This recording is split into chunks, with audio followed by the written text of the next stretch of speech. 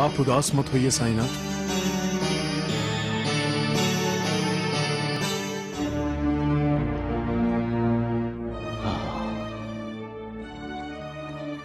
मुझे उदास होने का कोई हक नहीं है। मैं दूसरों को यहां आशा देने आया हूं। मुझे निराश होने का कोई हक नहीं है। ना, ना। एक बार मां ने ही मुझसे कहा था, दूसरों को सहारा देने वाले को कभी अपने लिए सहारा नहीं ढूंढना चाहिए। बाईजा बाई ने ठीक ही तो कहा साईनाथ। लेकिन कभी कभी सहारा देने वाले को भी सहारे की जरूरत होती है मालसापति। दूसरों के आंसू पोंछने वाले के भी कभी न कभी आंसू निकल ही आते हैं।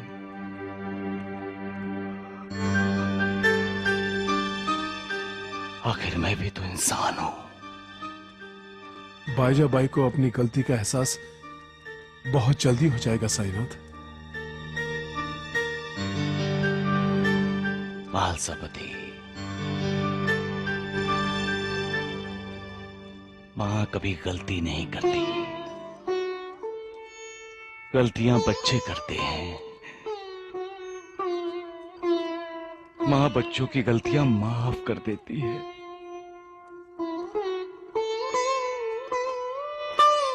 मां के गलती करने के बाद भी बच्चों को उसे वैसा एहसास दिलाना गलत है। मालिक ने जिस काम के लिए मुझे यहां भेजा है,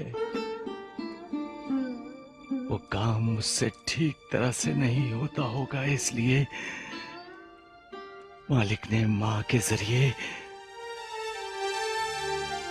मुझे डांटा है। साईनाथ, सब ठीक हो जाएगा। सब ठीक होना ही चाहिए।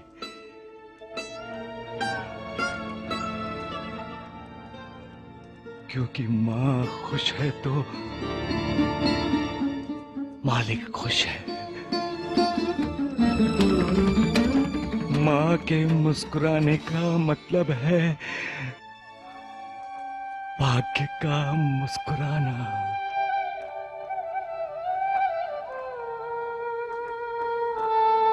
और मां के हंसने का मतलब है जिंदगी का हंसना।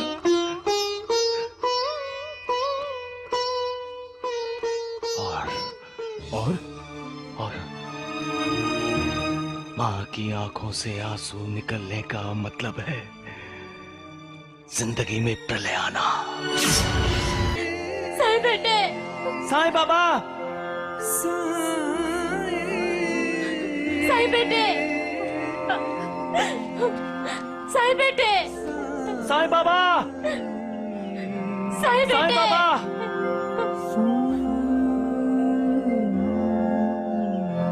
बाबा,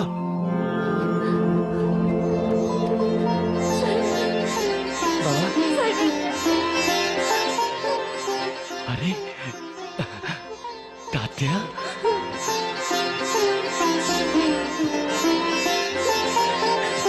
मुझे माफ कर दो साईं बेटे। माँ,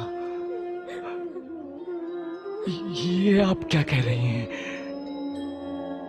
मैं और अपनी माँ को माफी दूं?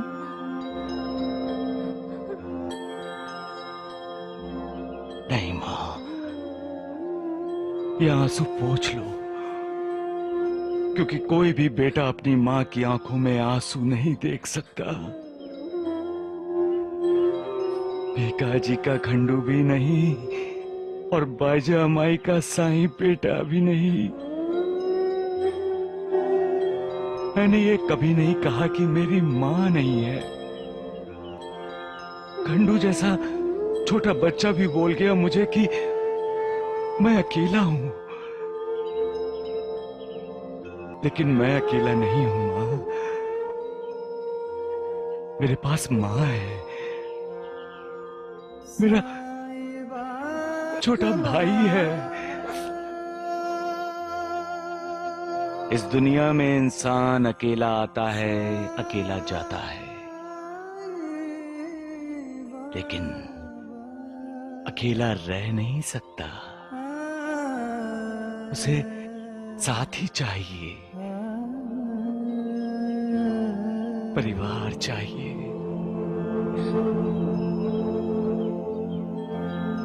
तो फिर तुम शिरडी छोड़ के क्यों चले गए थे?